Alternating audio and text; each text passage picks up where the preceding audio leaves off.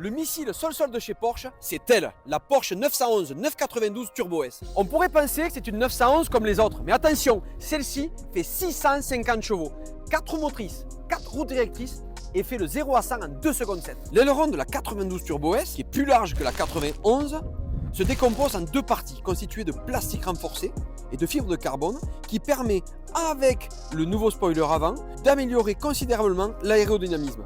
Elle a une Vmax de 330 km/h. Avec 20 mm à l'avant et 45 mm à l'arrière, elle devient la Porsche 911 la plus large de la gamme. Elle est également équipée de ces énormes freins céramiques. Parlons à présent de la configuration avec cette magnifique couleur hyper sobre, ce Walk Green métallique qui est une peinture exclusive Porsche, PTS. On peut retrouver aussi des jantes en 20 pouces à l'avant et 21 pouces à l'arrière.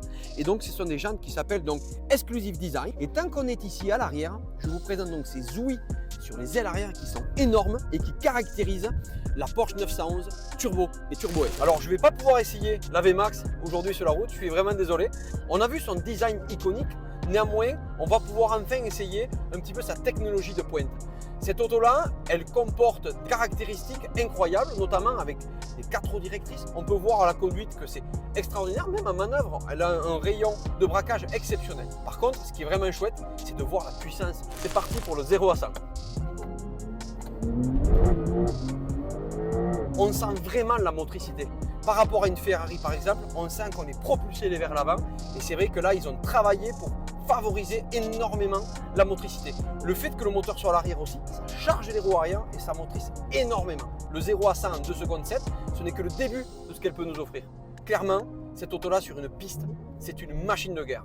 Elle cache très bien son jeu, elle boxe avec des autos beaucoup plus extravagantes. Celle-ci, on peut aller à Toulouse tranquillement et on se sent bien dans l'auto. C'est un vrai daily et pour autant, c'est un monstre sur un circuit.